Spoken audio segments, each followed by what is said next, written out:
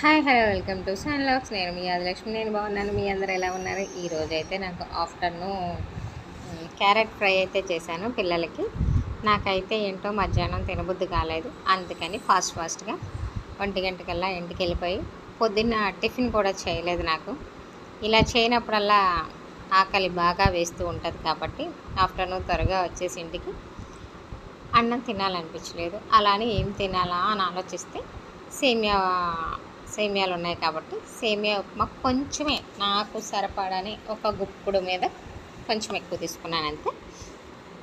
First అయితే ఒక ఉల్లిపాయ, మా పిల్లలు ఉన్నప్పుడు అయితే అల్లం ముక్కలు వేయనివ్వరు కాబట్టి నాకు ఒక్కదానికే కాబట్టి చిన్న అల్లం ముక్క కూడా వేసుకొని ఒక ఉల్లిపాయ, ఒక పచ్చిమిర్చి, చిన్న అల్లం ముక్క వేసుకొని కరివేపాకు అవన్నీ అయితే వేసుకొని నేనైతే సేమియా ఉప్మా ప్రిపేర్ చేస్తున్నాను. ముందుగా తాలింపు పెట్టేసి తాలింపులు వేసుకొని కరివేపాకు, పచ్చిమిర్చి, ఆనియన్, జీడిపప్పు కొంచెం వేసుకొని ఫ్రై చేసుకొని ముందు సేమియాలు ఫ్రై చేసి పక్క పెట్టేయాలన్నమాట. అలా దోరగా వేపేసుకొని పక్క పెట్టేసుకొని తాలింపులు వేసేసి తాలింపులు వేగంగానే ఎసరేసేసుకొని సేమియాలు కూడా వేసేస్తే ఎమ్మి సేమియా ఉప్మా అయితే రెడీ అయిపోయింది. ఏంటో ఒక్కొక్కసారి అయితే నాకు తినబుద్ధి కాదు, నాకేంటో ఈరోజు ఆఫ్టర్నూన్ ఇంటికి వెళ్ళంగానే తినాలనిపించింది. అందుకనే సేమియా ఉప్మా చేసేసుకొని వేడివేడిగా మార్నింగ్ చేసిన క్యారెట్ ఫ్రైతో తినేసాను అనమాట.